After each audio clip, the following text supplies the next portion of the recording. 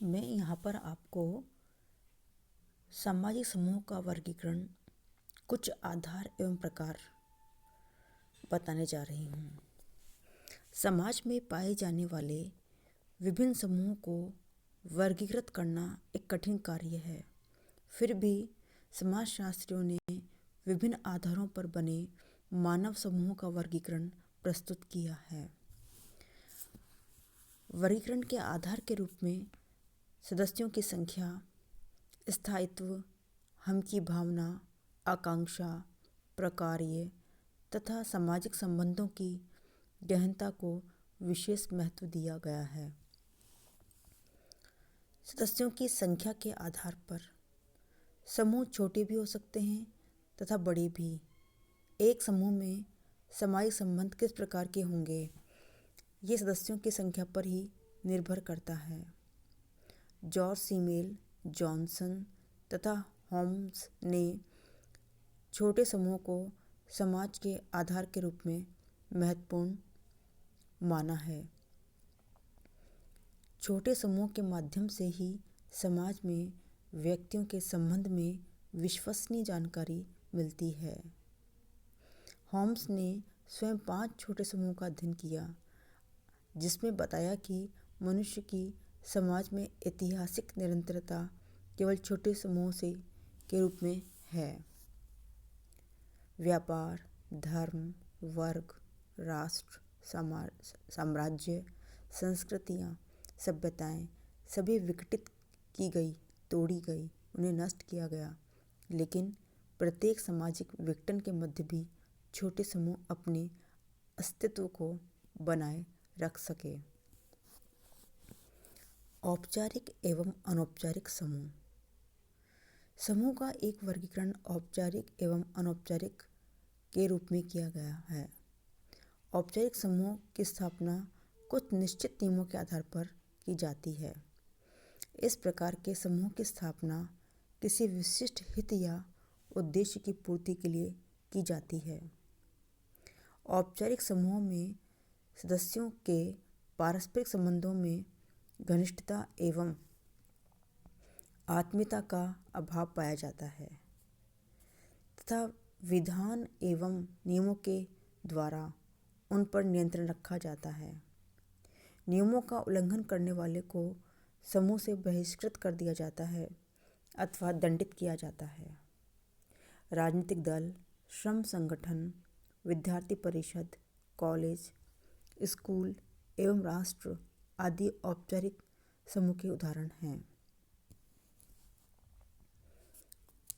औपचारिक समूह के सदस्यों की संख्या हजारों तक हो सकती है, अतः इनका आकार बड़ा होता है।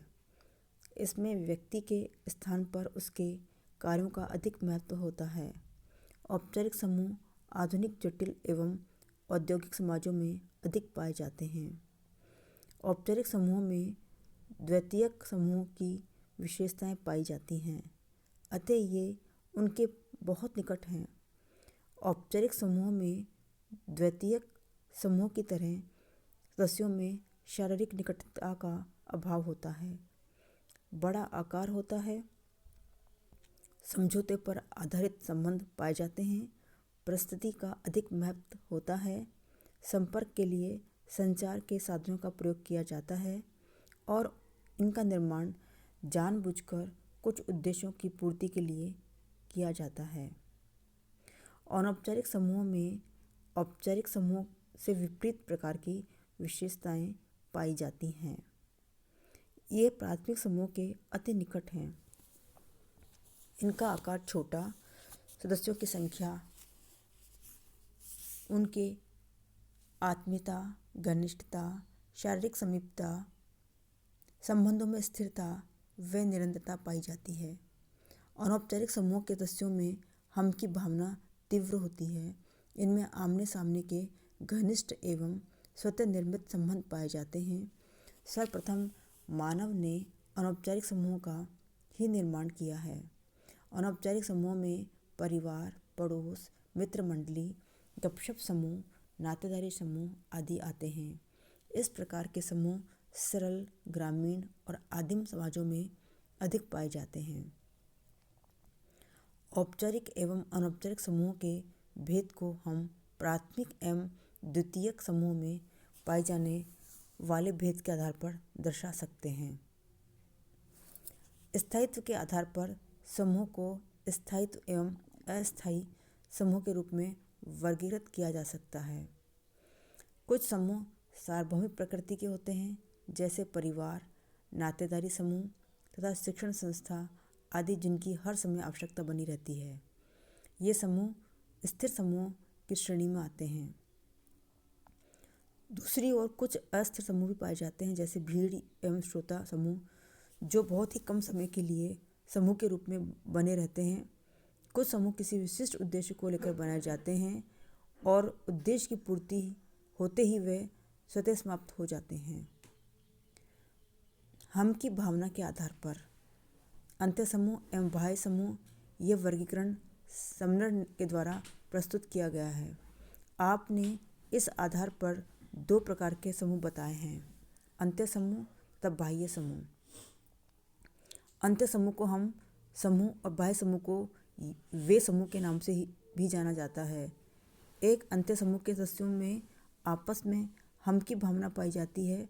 इसी भावना के कारण अंत्य समूह के सदस्यों में एकता दिखाई पड़ती है। एक अंत्य समूह के सदस्य अपने समूह को श्रेष्ठ तथा अन्य समूह को हीन मानते हैं। एक अंत्य समूह के सदस्य व्यवहार के सामान्य नियमों का पालन करते हैं और इन्हीं नियमों के द्वारा वे एक दूसरे से बंधे रहते हैं। जब हम बाह्य समूह पर विचार करते हैं तो हम पाते हैं कि इन समूह में भी वे सब विशेषता पाई जाती हैं जो एक अंत्य समूह में होती हैं। अतः अंत्य समूह और बाह्य समूह एक दूसरे के विपरीत विशेषता वाले समूह न होकर हम और वे की भावना पर आधारित होते हैं। प्रक्रियात्मक आधार पर व्यक्तियों की विभिन्न आवश्यकताओं की पूर्ति हेतु भिन्न भिन्न प्रकार के समूह निर्मित हो जाते हैं। व्यक्ति की शैक्षणिक, व्यावसायिक, राजनीतिक, बौद्धिक, कलात्मक एवं मनोरंजनात्मक आवश्यकताओं की पूर्ति इसी आधार पर बने समूह के माध्यम से होती है।